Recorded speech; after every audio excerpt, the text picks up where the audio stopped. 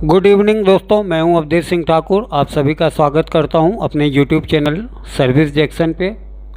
दोस्तों, हमने ये वीडियो आधार ऑपरेटर और सुपरवाइज़र परीक्षा की तैयारी के लिए बनाया है।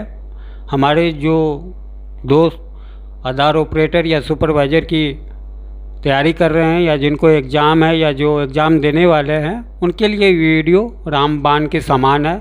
तो जो लोग हमारे चैनल पे नए हैं वो हमारे चैनल को सब्सक्राइब करें, हमारे चैनल की बेल घंटी को बजाएं, जिससे इस तरह की वीडियो उनको आते रहे। तो चलिए दोस्तों, हम लोग आधार के एग्ज़ाम के लिए रिवीजन सेट्स देखते हैं। तो सबसे पहले हम लोग शुरू करते हैं। आधार ऑपरेटर और सुपरवाइज़र परीक्षा रिवीजन सेट 1 अध्याय 1 UIDAI और आधार परिचय, ये पहला चैप्टर है इस सेट का। और जितने भी सवाल रहेंगे ये इसी से रिलेटेड रहेंगे। तो चलिए दोस्तों, हम अपना पहले सवाल पे चलते हैं। पहला सवाल है, आधार अधिनियम 2016 को पारित करके निम्नलिखित में से किसने UIDAI की स्थापना की थी? पहला है राज्य सरकार, दूसरा है भारत सरकार, तीसरा है नामांकन एजेंसी, चौथा है रजिस्ट्रार। हमारा आंसर है भारत सरकार, सेकेंड नंबर। चलते हैं हम अपने दूसरे क्वेश्चन पे। इनमें से कौन सा आधार के बारे में सही है? पहला है एक व्यक्ति आधार संख्या प्राप्त कर सकता है, दूसरा है आधार निवासियों की वित्तीय जानकारी एकत्र करता है, तीसरा है आधार नागरिकता के सबूत के रूप में इस्तेमाल किया जा सकता है, चौथा है आधार सफल प्रमाणीकरण के द्वारा निवासियों की पहचान को सक्षम बनाता है। तो हमारा आंसर होगा 4, आधार सफल प्रमाणीकरण के द्वारा निवासियों की पहचान को सक्षम बनाता है। चलते हम अपने तीसरे नंबर सवाल पे। एक निवासी एक व्यक्ति है जो आधार नामांकन अध्ययन के लिए आवेदन की तिथि से पहले 12 महीनों में कितने दिन या उससे अधिक की अवधि से भारत में रहा हो? पहला है 32, दूसरा है 61, तीसरा है 123, चौथा है 182। तो हमारा आंसर 4 होगा 182। चलते हैं नेक्स्ट क्वेश्चन की ओर। निवासी अपने आधार संबंधित शिकायतों और समस्याओं के लिए निम्नलिखित में से किन नंबरों पर संपर्क कर सकते हैं? पहला है 1947, दूसरा है 2009, तीसरा है 140, चौथा है 108। अपना आंसर है पहला 1947। चलते हैं पाँचवें क्वेश्चन की ओर। डैक्स व्यक्तियों को नामांकित करने के उद्देश्य रजिस्ट्रार द्वारा नियुक्ति कोई संस्था है? पहला है परिचयकर्ता, दूसरा है नामांकन केंद्र, तीसरा है ऑपरेटर या पर्यवेक्षक, चौथा है रजिस्ट्रार। तो हमारा आंसर होगा दूसरा, नामांकन केंद्र। चलते हैं हम अपने छठे नंबर क्वेश्चन पे दोस्तों। निवासी की विशिष्ट पहचान के लिए आधार निम्नलिखित में से किसका उपयोग करता है? पहला है निवासी का नाम और पता, दूसरा है उंगलियों के निशान, तीसरा है आँख की पुतली, चौथा है दोनों, 2 और 3। हमारा आंसर होगा 4, दोनों, 2 और 3। चलते हैं अपने सातवें क्वेश्चन की ओर। निम्नलिखित में से कौन सा नामांकन सेटअप घटक नहीं है? पहला है कंप्यूटर, दूसरा है बायोमेट्रिक डिवाइस, तीसरा है बम डिटेक्टर, चौथा है आइरिस स्कैनर। तो हमारा होगा आंसर तीसरा, बम डिटेक्टर। चलते हैं अपने अगले क्वेश्चन की ओर। कौन सा नामांकन एजेंसी के द्वारा व्यक्तियों को नामांकित करने के उद्देश्य प्राधिकरण द्वारा प्राधिकृत या मान्यता प्राप्त कोई संस्था है? हमारा ऑप्शन है पहला परिचयकर्ता, दूसरा है नामांकन एजेंसी, तीसरा है एजेंसी और चौथा है रजिस्ट्रार। हमारा आंसर 4 है रजिस्ट्रार। चलते हैं आगे की ओर। क्वेश्चन नंबर, आधार नामांकन और अपडेट कौन कर सकता है? पहला है ऑप्शन ऑपरेटर, दूसरा है एक व्यक्ति जो आधार नामांकन के लिए आवेदन की तिथि से पहले 12 महीनों में 182 दिन या उससे अधिक की अवधि में भारत में रहा हो, तीसरा है अनिवासी भारतीय, चौथा है इनमें से कोई नहीं। तो हमारा आंसर होगा इनमें से दूसरा, एक व्यक्ति जो आधार नामांकन के लिए आवेदन की तिथि से पहले 12 महीनों में 182 दिन या उससे अधिक की अवधि में भारत में रहा हो। चलते हैं हम अपने क्वेश्चन अगले 10 नंबर पे। आधार नामांकन अध्ययन प्रक्रिया से आपका क्या मतलब है? पहला है आधार अधिनियम के तहत ऐसे व्यक्तियों को आधार संख्या जारी करने के उद्देश्य से नामांकन एजेंसियों द्वारा व्यक्तियों के जनसांख्यिकी और बायोमेट्रिक जानकारी एकत्र करने की प्रक्रिया। दूसरा है पहचान संख्या जारी करने के लिए निवासियों की व्यक्तिगत जानकारी एकत्र करने की प्रक्रिया। तीसरा है पहचान संख्या जारी करने के लिए पेन संख्या, खाता संख्या जैसे वित्तीय जानकारी एकत्र करने की प्रक्रिया। और चौथा है इनमें से कोई नहीं।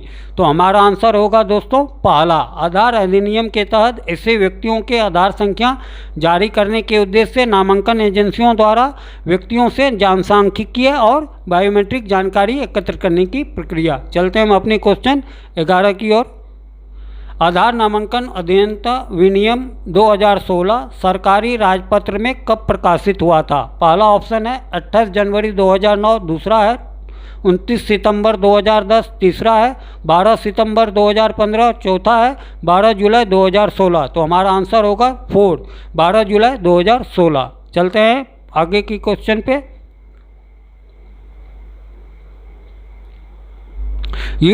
UIDAI क्यों बनाया गया था? पहला है डुप्लीकेट और नकली पहचान को ख़त्म करने और मजबूत तकनीकी प्रदान करने के लिए। दूसरा है ऐसी पहचान प्रदान करना जिससे एक आसान, गलत, प्रभावी तरीके से सत्यापित और प्रमाण भी किया जा सकता है। तीसरा है एक और पहचान दस्तावेज बनाने के लिए। चौथा है दोनों, एक और दो। तो हमारा आंसर होगा चौथा, दोनों, एक और दो। चलते हैं आगे की ओर। UID जारी करने के लिए कौन सा संगठन जिम्मेदार है? पहला है चुनाव आयोग, दूसरा है योजना आयोग, तीसरा है MEITY, तीसरा है UIDAI। तो अपना होगा 4, UIDAI। चलते हैं आगे की ओर। आधार सृजन के लिए जनसांख्यिकी और बायोमेट्रिक दोनों हेतु निवासी के डाटा को कैप्चर करने की प्रक्रिया क्या है? पहला है प्रमाणीकरण, दूसरा है नामांकन, तीसरा है पहचान, चौथा है प्रदर्शन। तो इसमें हमारा आंसर होगा दूसरा, नामांकन। 15 सत्यापनकर्ता और प्रमाणकर्ता नामांकन केंद्रों पर दस्तावेजों के सत्यापन के लिए डैक्स द्वारा नियुक्त क्रमिक हैं। पहला है ऑपरेटर, दूसरा है परिचयकर्ता, तीसरा है नामांकन एजेंसी, चौथा है रजिस्ट्रार। हमारा आंसर होगा 4, रजिस्ट्रार। आगे बढ़ते हैं। 16वां नंबर क्वेश्चन। डैक्स एक व्यक्ति है जो रजिस्ट्रार और प्राधिकरण के साथ पंजीकृत है, जो किसी ऐसे व्यक्ति की पहचान की पुष्टि करता है जिसके पास कोई वैध POI और POA नहीं है। पहला है ऑपरेटर, दूसरा है परिचयकर्ता, तीसरा है नामांकन एजेंसी, चौथा है एजेंसी। तो इसमें से हम अपना आंसर देंगे दोस्तों दूसरा, परिचयकर्ता। आगे बढ़ते हैं। आधार एक विशिष्ट है क्योंकि पहला ऑप्शन है दो निवासियों के पास एक जैसी आधार संख्या नहीं होगी, दूसरा है एक ही परिवार को कोई एक विशिष्ट मान्यता प्राप्त ID मिल सकती है, तीसरा है एक व्यक्ति दो आधार संख्या का लाभ उठा सकता है, चौथा है इनमें से कोई नहीं। तो हमारा आंसर इनमें पहला होगा, दो निवासियों के पास एक जैसी आधार संख्या नहीं होगी। चलते हैं दोस्तों आगे बढ़ते हैं। निम्नलिखित पहचान संख्या की ID नामांकन के समय निवासियों को आवंटित एक डैक्स अंक संख्या है। पहला है 10, दूसरा है 12, तीसरा है 15, चौथा है 28। तो हमारा आंसर होगा 4, 28। आगे बढ़ते हैं दोस्तों। आधार 15 अंकों की संख्या है, पहला सही है, दूसरा गलत है। तो हमारा ये आंसर है दूसरा गलत है। ये आगे UIDAI का दृष्टिकोण भारत के निवासियों को एक विशिष्ट पहचान और किसी भी समय कहीं भी प्रमाणीकृत करने के लिए एक डिजिटल मंच के साथ सशक्त बनाना है। पहला सही है, दूसरा गलत है। हमारा आंसर होगा दोस्तों पहला सही। आगे बढ़ते हैं। आधार भारत के उन सभी निवासियों को दिया जाएगा जो आधार नामांकन या अद्यतन की अवधि से 180 दिन के लिए भारत में रह रहे हैं। पहला सही, दूसरा गलत। तो हमारा आंसर सही होगा पहला। आगे बढ़ते हैं। डैक्स संख्या निवासियों को आधार सूचित कराने का एक दस्तावेज है। पहला है आधार पत्र, दूसरा है CIDR, तीसरा है UID, चौथा है आधार संख्या। तो हमारा आंसर होगा पहला आधार पत्र। आगे बढ़ते हैं। आधार का उपयोग नागरिकता साबित करने के लिए किया जाएगा। पहला है सही, दूसरा है गलत। तो हमारा आंसर इसमें होगा गलत, दूसरा। आगे बढ़ते हैं। दिए गए में से कौन सा आधार के बारे में सही है? पहला, यह सिर्फ एक और कार्ड है। दूसरा, आधार संख्या सृजन हेतु जनसांख्यिक और बायोमेट्रिक जानकारी एकत्र और रिकॉर्ड करेगा। तीसरा, आधार या अन्य आईडी को प्रतिस्थापित करेगा। चौथा, जाति, धर्म, भाषा जैसे प्रोफाइलिंग जानकारी एकत्र करेंगे। तो इसमें हमारा आंसर होगा दूसरा, आधार संख्या सृजन हेतु जनसांख्यिकीय और बायोमेट्रिक जानकारी एकत्र और रिकॉर्ड करेगा। हम अगले क्वेश्चन की ओर बढ़ते हैं दोस्तों। डैक्स नामांकन केंद्रों पर नामांकन अद्यतन की प्रक्रिया निष्पादित करने के लिए नामांकन एजेंसियों द्वारा नियोजित एक प्रमाणित कर्मचारी है। पहला, नामांकन ऑपरेटर, दूसरा नामांकन पर्यवेक्षक, तीसरा परिचयकर्ता और चौथा एक फर्स्ट और सेकंड दोनों। तो इसमें हमारा आंसर होगा 4, दोनों, एक और दो, दोनों। ये लास्ट है।